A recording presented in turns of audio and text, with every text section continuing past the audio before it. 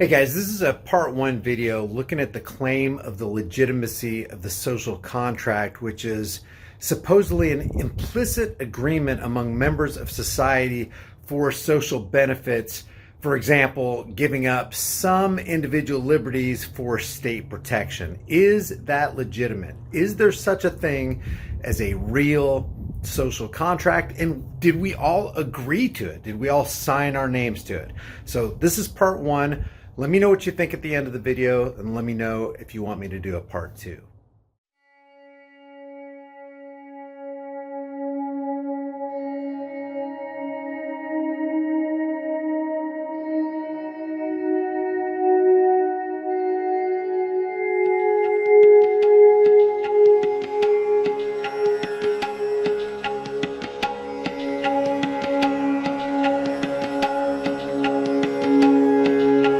Nothing is more useful to the state than the notion that its rule is justified. As governments cannot forever rule by force alone, it's expedient for them if their subjects sense an air of legitimacy about the prevailing political authority. Prudent governments and their champion intellectuals tell a story of how those in power acquired the right to coerce and how subjects inherited a duty to submit. For centuries in the West, this story was the divine right of kings. God had personally sanctioned the dominion of the monarch and made him unquestionable by subjects of any class. This story was eventually supplanted with the more secular origin story of the social contract.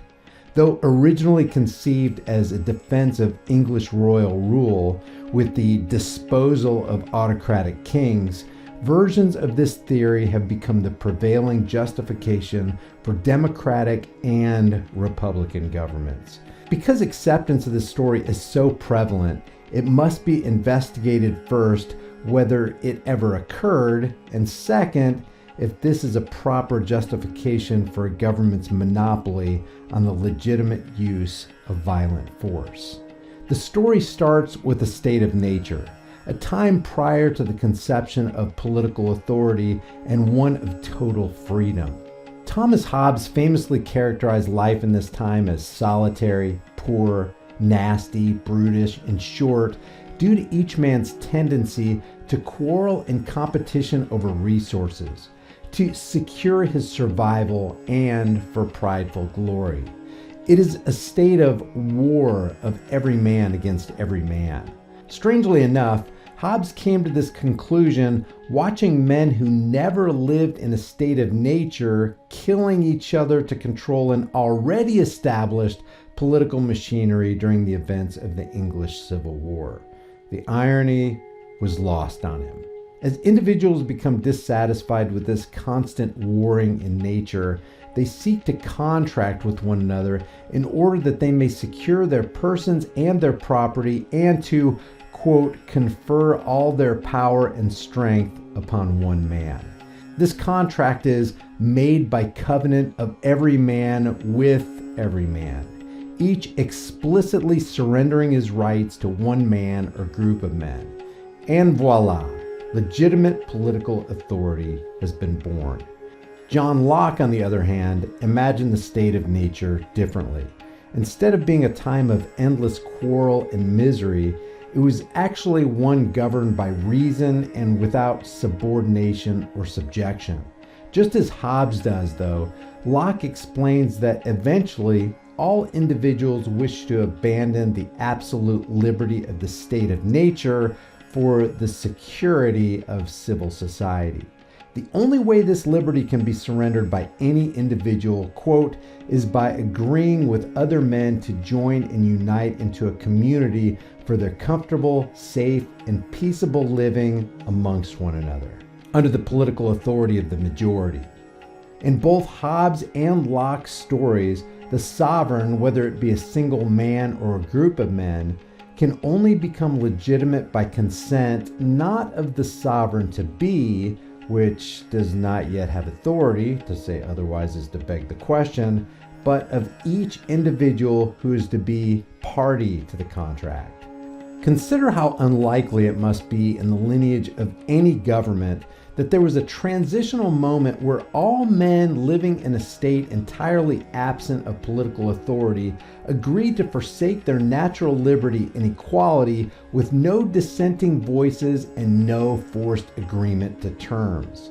While some point to Hobbes and Locke as originators of methodological individualism, where phenomena are explained by how they result from the actions of individual agents, the two actually take a holistic approach, only occasionally disguised in individualistic language.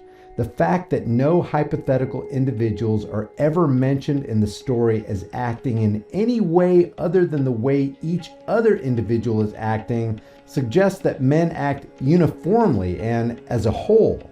How strange it is, particularly for Hobbes, that there was only consensus and unanimity over the social contract among the men who are so naturally quarrelsome and trifling in every other aspect of their lives. One of the first skeptics of the story of the social contract was David Hume, who questioned its historical accuracy. Consent of the governed would be a just birth of political authority, he argued, but this is not how existing governments had been born. If Hobbes and Locke looked at the world, they would meet with nothing that in the least corresponds to their ideas. Indeed, most states, as far as we can trace, have been founded originally either on usurpation or conquest or both, without any pretense of a fair consent or voluntary subjection of the people. Franz Oppenheimer described the state arising from economically productive agrarian societies being raided by tribes of hunters or herders. These tribes were originally concerned only with occasional looting, but it begins to dawn on the consciousness of the wild herdsman that a murdered peasant can no longer plow and that a fruit tree hacked down will no longer bear fruit. In his own interest then, whenever it's possible, he lets the peasant live and the tree stand. When the raiders learn that conquest is more productive than simple total looting, the state is born and it begins to collect the agricultural surplus as tribute. Countless examples, Vikings, Huns, Tartars, Turks, Mongols, can be provided of invading tribes amassing economic and eventually political power through dominion over stationary societies. Both Hobbes and Locke, however, fail to give a single sufficient example of men voluntarily exiting the state of nature to join a political society. Locke offers to us stories at the foundation of Venice and Rome, where several men free and independent of one another, amongst whom there was no natural superiority or subjection, came together to form a new political structure. But these cases are not particularly telling, since they involve not the foundation of a state by people who till then had no experience of the political, but the foundation of a new state by exiles from an old one.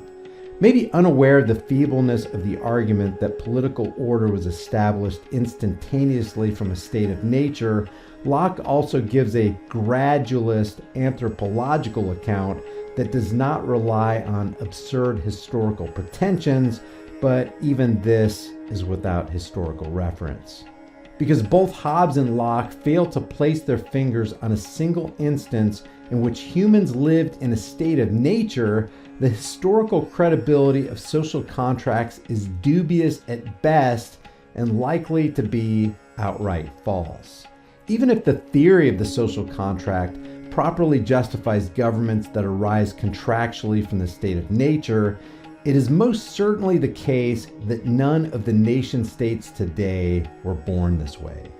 As Cody Wilson put it when he interrupted a tame documentary about the technology of 3D printing to inject his usual potent political polemic, every king is a despot. Every sovereignty, every asserted power, every superstructure and political structure ever was built on a fundamental crime. And for us to say like, well, we all came together at some point in the past and we all kind of consented and agreed and this is the way it is. No, Everything is built on these unjustifiable acts and usurpations of power, and we initially obscure that to ourselves to pretend, well, it's a system and we're all participating. No, that's a slave morality. You're just trying to justify why you live in an unjust world. Guys, this is just part one. If you want to hear more about this social contract, leave your thoughts in the comments section below and stay tuned for part two. I'll see you guys in the next video. If you want to take a look at how the theory of the social contract is possibly answered by the fact of mass psychosis, take a look at this video right here I did a couple months ago called Mass Psychosis. One thing is for sure, no people will tamely surrender their liberties, nor can any be easily subdued when knowledge is diffused and virtue is preserved. On the contrary, when people are universally ignorant and debauched in their manners, they will sink under their own weight without the aid of foreign invaders. Thanks for watching this video. If you haven't done so already, subscribe to this channel, hit the bell notification icon, give it a thumbs up, and share it with everybody you know. I'll see you guys in the next video.